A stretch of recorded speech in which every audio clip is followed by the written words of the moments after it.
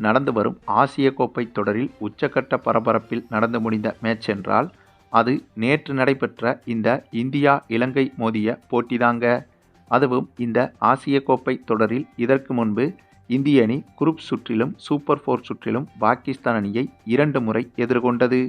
அப்படி எதிர்கொண்ட பாகிஸ்தான் அணிக்கு எதிரான 2 போட்டிகளில் இந்திய அணி வெற்றி பெற்றிருந்தாலும் கூட இந்தளவுக்கு பரபரப்பாக நடைபெறவில்லை. ஆனால் நேற்று இலங்கை அணிக்கு எதிராக நடைபெற்ற இந்த ஒரு போட்டி என்பது ஒட்டுமொத்த உலக ரசிகர்களும் வியந்து பாராட்டும்படி அமைந்திருந்தது. அதற்கு காரணம் இலங்கை அணிதாங்க. அதுவும் இந்த போட்டியின் வெற்றி தோல்வி என்பது இரு அணிகளையும் பாதிக்காது. அதாவது இந்த போட்டிதான் ஆசிய கோப்பை தொடரில் உப்புக்கு சப்பான போட்டியாகும். ஏனென்றால் இந்திய அணியை பொறுத்தவரையில் ஏற்கனவே இறுதிப் போட்டிக்கு தகுதி பெற்றுவிட்டது. ஆகவே இந்த போட்டியில் தோற்றாலும் ஜெயித்தாலும் எந்த பலனுமில்லை. அதேபோல இலங்கை அணியை பொறுத்தவரையில் ஏற்கனவே இந்த தொடரிலிருந்து வெளியேறிவிட்டது. ஆகவே இந்த போட்டியில் தோற்றாலும் ஜெயித்தாலும் எந்த பிரயோஜனமும் இலங்கை அணிக்கும் கிடையாது. அப்படி இருக்கும்போது இந்த இரு அணிகள் மோதும் இந்த போட்டி என்பது ரசிகர்களுக்கு அவ்வளவாக சுவாரஸ்யத்தை தராது என்றுதான் அனைவருமே எதிர்பார்த்தனர். அதே சமயம் இந்த போட்டியில் இந்திய அணி சார்பில் ஜாஸ்பிரிட் பும்ராவும் சிவம் தூபேவும் கூட களமிறக்கப்படவில்லை. அதாவது இவர்கள் இருவரும் இந்த ஆசிய கோப்பை தொடரில் சிறப்பாக விளையாடி வந்தனர். ஆகவே இவர்களுக்கு இந்த போட்டியில் ஓய்வும் கொடுக்கப்பட்டது. அந்தளவுக்கு இந்த போட்டியை இந்திய அணி சார்பிலும் பெரிதாக கண்டுகொள்ளவில்லை. ஆனால் உண்மை என்னன்னா, இதுவரை நடைபெற்ற போட்டிகளை விட இந்த போட்டியில் தாங்க பும்ரா, சிவம் தூபே உள்ளிட்ட நட்சத்திர வீரர்கள் விளையாடியிருக்க வேண்டும். அதற்கு காரணம் இந்த போட்டியில் இந்திய அணியை ஏறக்குறைய வீழ்த்திவிட்டது இலங்கை அணி. ஆமாங்க, பரமா மரண பயத்தை காட்டிட்டாங்க பரமா என்றுதான் இந்த போட்டி முடிந்து இந்திய அணி வீரர்கள் அனைவரும் நினைத்திருப்பார்கள். அதற்கு காரணம் இந்த போட்டி தொடங்கி முதலில் பேட்டிங் செய்த இந்திய அணியில் அபிஷேக் சர்மா, திலக் வர்மா, சஞ்சு சாம்சன் போன்றவர்களின் அதிரடியால் 20 ஓவர்களின் முடிவில் இந்திய அணி 202 ரன்களை எடுத்திருந்தது. அதுவும் இந்த ஆசிய கோப்பை தொடரில் 200 ரன்களை தொட்ட முதல் போட்டியும் இதுதான்.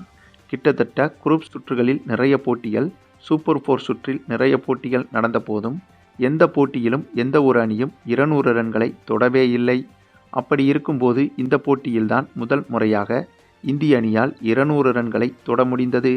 ஆக இவ்வளவு ரன்களை எடுத்துவிட்டோம், இனிமேல் எதற்காக பயப்பட வேண்டும் என்ற மனநிலையில்தான் இந்திய அணி பந்து வீச வந்தது.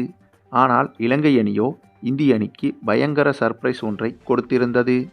அதற்கு காரணம் இந்திய அணி நிர்ணயித்த 202 ரன்களை சேசிங் செய்ய களமிறங்கிய இலங்கை அணி இவ்வளவு பெரிய இலக்கை நொடி பொழுதில் சேசிங் செய்துவிட்டது என்றுதான் சொல்ல வேண்டும்.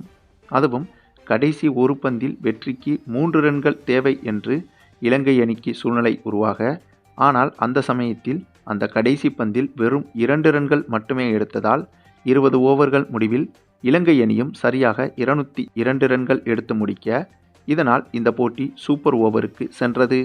அதுவும் இந்த போட்டியில் இலங்கை அணியின் பேட்ஸ்மேன்கள் சிறப்பாக செயல்பட்டனர். இலங்கை அணியின் பேட்ஸ்மேன்களை கண்டிப்பாக பாராட்டியே ஆக வேண்டும். அப்படி இருக்கும்போது சூப்பர் ஓவரில் பேட்டிங் செய்ய களமிறங்கிய இலங்கை அணி சூப்பர் ஓவரின் முதல் பந்திலேயே விக்கெட்டை இழக்க, இதனால் இலங்கை அணிக்கு கடுமையான சிக்கல் உருவானது. ஏனென்றால் சூப்பர் ஓவரை பொறுத்தவரையில் ஒரு அணி 2 விக்கெட்டை இழந்துவிட்டால் ஆல் அவுட் ஆனதற்கு சமம். அதுவும் இந்த சூப்பர் ஓவரில் இந்திய அணி சார்பில் ஹர்ஷ்தீப் சிங் தான் வீசி வந்தார். ஆக சூப்பர் ஓவரின் முதல் பந்திலேயே ஒரு விக்கெட்டை இழந்த இலங்கை அணி மீதி இருக்கும் அந்த ஓவரின் 5 பந்துகளையும் அதிரடியாக விளையாட முடியாது. அப்படி விளையாட நினைத்தால் 2வது விக்கெட்டும் விழுந்துவிட்டால் மிக மிக கடினமாகிவிடும்.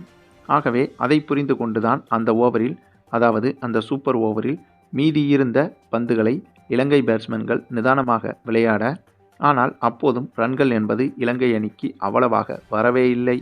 அதன் பிறகு சூப்பர் ஓவரின் 4வது பந்தில் மிகப்பெரிய சர்ச்சை ஒன்று நடந்துச்சுங்க.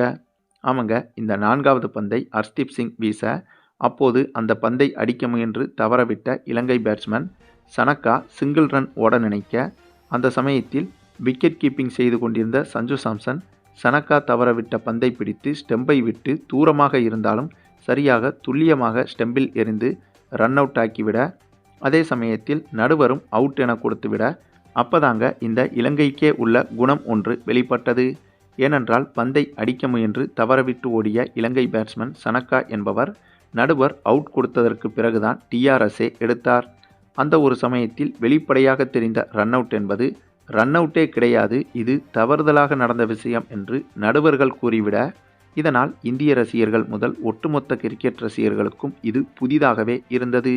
அதற்கு காரணம், இந்த 4வது பந்தை சனக்கா தவறவிடும்போது இவரது காலில் லேசாக உரசியபடி பின்பக்கமாக சென்றது அந்த பந்து. அந்த பந்தை பிடித்துதான் சஞ்சு சாம்சன் த்ரோ எறிந்தார். அந்த சமயத்தில் நடுவர் அவுட் கொடுத்த போது பேட்ஸ்மேன் சனக்காவோ எல்பிடபிள்யூ விக்கெட்டுக்காகத்தான் நீங்கள் அவுட் கொடுக்கிறீர்கள் என்று நினைத்துதான் நான் ஓடி வராமல் குழம்பியபடி டிஆர்எஸ் எடுத்தேன், அதனால்தான் அவுட் ஆனேன். டிஆர்எஸ் எடுப்பதற்கு நின்ற அந்த ஒரு தருணத்தில்தான் நான் ரன் அவுட் ஆனேன், ஆகவே இது ரன் அவுட்டே இல்லை என்று வாதாடினார். இதை நடுவர்களும் ஏற்றுக்கொண்டனர். இதுதாங்க அனைவருக்கும் ஒட்டுமொத்த அதிர்ச்சியாக இருந்தது. அதாவது பேட்ஸ்மேன் சனக்கா டிஆர்எஸ் கேட்ட பிறகு அது எல்பிடபிள்யூவா விக்கெட்டா மட்டும் என்றுதான் நடுவர்கள் ரீப்ளேவில் சோதித்து பார்த்தனர். ஆனால் அது எல்பிடபிள்யூ அவுட் ஒன்றும் கிடையாது. ஆகவே நடுவர்களும் டிஆர்எஸ் கேட்க பேட்ஸ்மேன் நின்றுவிட்டதால் தான் ரன் அவுட் ஆனார் என்று இந்திய அணியிடம் கூற, இது அனைவருக்குமே அதிர்ச்சியாகத்தான் இருந்தது. குறிப்பாக இந்திய பயிற்சியாளர் கௌதம் காம்பீருக்கு. இவர் பெவிலியனில் அமர்ந்திருந்தவர் கடும் கோபமாகி களத்துக்கு வெளியே இருக்கும் நடுவர் ஒருவரிடம், அதாங்க 3வது நடுவரோ 4வது நடுவரோ யாரோ ஒருவர் களத்துக்கு வெளியே இருப்பார்ல, அவரிடம் சென்று கடுமையான வாக்குவாதத்தில் இறங்கிவிட்டார் கௌதம் காம்பீர். கிட்டத்தட்ட அந்த நடுவரை கௌதம் காம்பீர் அடித்தே இருப்பார். அந்தளவுக்கு ஆக்ரோஷமாக போக, உடனே அதை பார்த்த பெவிலியனில் இருந்த மற்ற இந்திய வீரர்கள் கௌதம் காம்பீரை தடுத்துவிட்டனர். இந்த இடத்தில் கௌதம் காம்பீர் செய்தது சரிதாங்க. ஏனென்றால் இந்த சம்பவத்தின் போது, அதாவது இந்த எல்பிடபிள்யூ சர்ச்சையில் என்ன நடந்தது என்றால், இலங்கை பேட்ஸ்மேன் சனக்கா தான் ரன் அவுட் ஆகிவிட்டோம் என்பதை உணர்ந்து அந்த நொடியே உடனடியாக டிஆர்எஸ் எடுப்பது போல பாவலா ஒன்றை செய்திருக்கிறார், அதாவது நடித்திருக்கிறார். இவருக்கு நன்றாகவே தெரியும் நாம் அவுட் ஆகிவிட்டோம் என்று. ஆனால் இந்த இடத்தில் சமயோசிதமாக செயல்பட வேண்டும் என்று இவர் கீழ்த்தரமான அந்த ஒரு புத்தியால் திடீரென டிஆர்எஸ் கேட்பது போல நடித்திருக்கிறார். மேலும் இது நடிப்பு என்பது அனைவருக்குமே தெரியும். அதற்கு காரணம், இந்த சம்பவத்தை பார்த்த அனைவருக்குமே இது முழுக்க முழுக்க பேட்ஸ்மேன் சனக்காவின் சதி திட்டம் என்பதை உணர முடியும். ஏனென்றால் இந்த சம்பவத்தின் போது ஒரு ரன் முழுமையாக ஓடி முடித்திருப்பார் சனக்கா. ஓடி முடித்த பிறகுதான் அந்த பக்கம் சென்று விட்டுதான் டிஆர்எஸ் என்பதை கேட்டிருப்பார் சனக்கா. இது ரீப்ளேவில் நன்கு தெரிந்தும் கூட நடுவர்களும் இந்த விஷயத்திற்கு துணை போயிருப்பார்கள். ஆனால் இந்த உலகத்தில் கர்மா என்று ஒன்று உள்ளதல்லவா? ஆகவே இந்த சூப்பர் ஓவரின் 4வது பந்தில் ஃப்ராடுத்தனம் செய்த இலங்கை அடுத்த பந்தில் அவுட் ஆகிவிட்டது. அதாவது அந்த சூப்பர் ஓவரில் வெறும் 2 ரன்கள் மட்டுமே தான் இலங்கை அணியால் எடுக்க முடிந்தது. அதன் பிறகு சூப்பர் ஓவரில் களமிறங்கிய இந்திய அணியில் ஓப்பனிங் இறங்கிய சூரியகுமார் யாதவ் முதல் பந்திலேயே 3 ரன்கள் எடுத்து இந்த போட்டியில் இந்திய அணிக்கு வெற்றியை பெற்றுக் கொடுத்தார். அதாவது என்னதான் சமீப காலமாக இலங்கை அணி ஓரளவுக்கு நேர்மையாக விளையாடி வந்தாலும் வெற்றிக்காக எந்த எல்லைக்கும் போகக்கூடிய செயல்பாடுகள் என்பது இலங்கை அணிக்கு எப்போதுமே இருக்கும். அதாவது இலங்கை அணியின் கிரிக்கெட் வரலாற்றை எடுத்துக்கொண்டால் வெற்றிக்காக ஏகப்பட்ட ஃப்ராடு வேலைகளை செய்திருக்கின்றனர். ஆக அந்த ஒரு குணம் என்பது நீண்ட நாள் கழித்து இந்திய அணிக்கு எதிராக இந்த போட்டியில் இப்படி கீழ்த்தரமாக வெளிப்பட்டுள்ளது.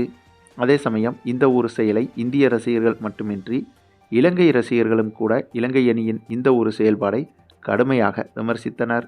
இப்படி ஒரு ஃப்ராடுத்தனம் செய்து வெற்றி பெற்றிருந்தால் நாங்களே அதை வெற்றியாக ஏற்றுக்கொள்ள மாட்டோம் என்று நிறைய இலங்கை அணி ரசிகர்கள் சமூக வலைதளங்களில் அவர்களது கருத்துக்களை பதிவிட்டு வந்தனர். ஆக இலங்கை அணியின் இந்த ஒரு செயல்பாடு என்பது மிக மிக கேவலமான ஃப்ராடுத்தனமான செயல்பாடுதான் என்பதில் எந்த ஒரு சந்தேகமும் கிடையாது.